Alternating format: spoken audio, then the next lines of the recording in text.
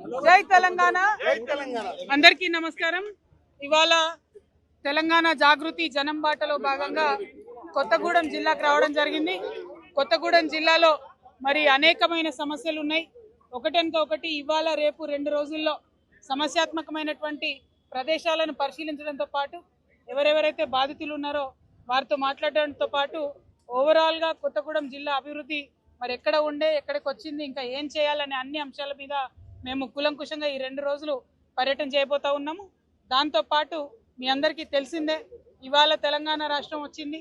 మరి తెలంగాణ రాష్ట్రంలో ప్రజాస్వామ్యం పరిడవిల్లాలని అనుకున్నాం, కానీ నిన్న స్పీకర్ గారు ఇచ్చినటువంటి తీర్పు ఏదైతే ఉందో అది చాలా దారుణంగా ఉంది। ప్రతి ఒక్కరికి తెలుసు ఆ ఎమ్మెల్యేలు మరి బీఆర్ఎస్ పార్టీని విడిచిపెట్టి కాంగ్రెస్ పార్టీకి వెళ్ళారని, అయినా సరే స్పీకర్ గారు ఎటువంటి ఆధారాలు లేవని చెప్పడం అంటే నిజంగా కూడా చాలా దారుణం। రాజ్యాంగాన్ని అపహాస్యం చేయడమే నేను బలంగా నమ్ముతున్నా। ఏ పార్టీలోంచి ఏ పార్టీలోకి వెళ్ళారు అన్నది కాదు, పార్టీలు మారినప్పుడు నైతికతను ప్రదర్శించాలి, రాజీనామాలు చేయాలి। నేను బీఆర్ఎస్ పార్టీ నుంచి నన్ను సస్పెండ్ చేసిన తర్వాత నేను రాజీనామా చేశాను, ఇంకా కాంగ్రెస్ పార్టీ అదేవిధంగా చైర్మన్ గారు యాక్సెప్ట్ చేయలేదు, కానీ నేను రాజీనామా చేశాను। ఎందుకంటే ఒక పార్టీ నుంచి వచ్చినటువంటి ఒక పదవి ఆ పార్టీ మారితే కనీసం ఆ పదవి వదిలిపెట్టే అంత నియత అనేటటువంటిది ప్రతి ఒక్కరికి ఉండాలి।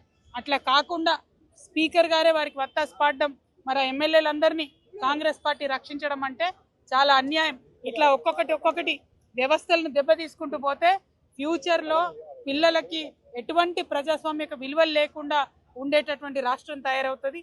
దానివల్ల అల్టిమేట్గా పేద ప్రజలకే నష్టం జరుగుతుంది। దీన్ని తెలంగాణ జాగృతి తీవ్రంగా వ్యతిరేకిస్తున్నది। స్పీకర్ గారి నిర్ణయం సరైనది కాదు అని మేము బలంగా భావిస్తూ ఉన్నాం।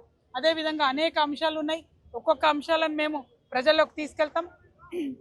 ప్రధానంగా కాంగ్రెస్ పార్టీ ఇచ్చినటువంటి హామీలు ఏవైతే ఉన్నాయో 2500 రూపాయలు ఇస్తామని చెప్పారు, ఇంతవరకు కనీసం దానికి సంబంధించిన ఊసు లేదు, అప్లికేషన్ లేదు, దాని మీద అధ్యయనం లేదు, ఇచ్చే ప్రయత్నం కూడా లేదు। అదేవిధంగా పెన్షన్లు పెంచుతామన్నారు, 2000 నుండి 4000 చేస్తామన్నారు, కనీసం ఒక్క రూపాయి కూడా పెంచలేదు। మేము డిమాండ్ చేస్తున్నాం, వెంటనే మీరు పెన్షన్లు పెంచాలి। ఎన్నికలు ఉన్నప్పుడు ఏదో రైతు బంధు చేసి ఓట్లు తీసుకుంటామంటే కాదు, పంచాయతీ ఎన్నికలు అయిపోయినాయి, ఇక మా ఆడబిడ్డలు మీ ఎంట పడతాం, ఖచ్చితంగా 2500 రూపాయలు ఇవ్వాలి, ఖచ్చితంగా పెన్షన్లు పెంచాలి। 18 సంవత్సరాలు దాటిన ప్రతి ఒక్కరికి కూడా మీరు బతుకమ్మ చీర ఇచ్చేది ఉండే, ఇవ్వలేదు, గ్రూపులలో ఉన్న మహిళలకు మాత్రమే చీరలు ఇస్తామని చెప్పారు, ఇది చాలా అన్యాయం। మరి గ్రూపులలో లేని మహిళల ఓట్లు వద్దా అని కూడా మేము మిమ్మల్ని అడుగుతా ఉన్నాం। ఈ అంశాలన్నీ దయచేసి కాంగ్రెస్ పార్టీ ఆలోచన చేసుకోవాలి, 6 గ్యారెంటీల అమలు కోసం ప్రయత్నం చేయాలని చెప్పి మేము డిమాండ్ చేస్తున్నాం। మరి కొత్తగూడెంలో మాకు వీరన్న గారు అట్లానే తమ్ముడు నిమ్మ జగదీష్ ఆధ్వర్యంలో ఇవాళ కార్యక్రమాన్ని చాలా ఘనంగా ఏర్పాటు చేసుకున్నాం। ఇదే విధంగా కొత్తగూడెం జిల్లా మొత్తంలో ప్రతి గ్రామంలో ప్రతి చోట కూడా జాగృతి జెండా ఎగరేస్తామని చెప్పి కూడా ఈ సందర్భంగా తెలియజేస్తా ఉన్నాం। జై తెలంగాణ, జై జాగృతి। మీకు ఎప్పుడు పెడతాం ఏంటని ప్రజల మధ్యలోనే ఉన్నాం, ఇక ముందు కూడా ఉంటాం। ప్రజలకు పనికొచ్చేటటువంటి పనులు, ప్రజలకు ఎప్పుడు ఇబ్బంది వచ్చినా వాళ్ళ పక్షాన ఉండి పోరాటం చేసిన సంస్థ మాది కాబట్టి ఖచ్చితంగా ప్రజల మధ్యలోనే ఉంటాం। Thank you. అంటే ఇప్పుడు సింగరేణిలో మీరు చూస్తూ ఉన్నారు, ఒక్కొక్కటిగా ప్రైవేటీకరణ వైపు వెళ్తున్నటువంటి పరిస్థితి।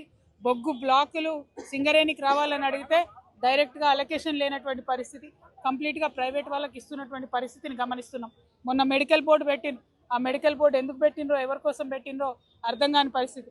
అది కూడా మేము వెళ్ళి హైదరాబాద్లో సింగరేణి భవన్ ముట్టడి చేస్తే తెల్లారి బోర్డు పెట్టిండ్రు, పెట్టి కూడా అన్యాయం చేసిండ్రు। ఇంత అన్యాయం ఎన్నడూ లేదు। తెలంగాణ వచ్చిన తర్వాత బొగ్గుబాయి బిడ్డల బతుకులు బాగుపడాలని చెప్పి డిపెండెంట్ ఉద్యోగాలు తెచ్చుకున్నాం, నేను దగ్గరుండి వేలాది మంది పిల్లలకు ఉద్యోగాలు ఇప్పించుకోగలిగిన, కానీ ఇప్పుడు చేస్తున్న అన్యాయం కరెక్ట్ కాదు।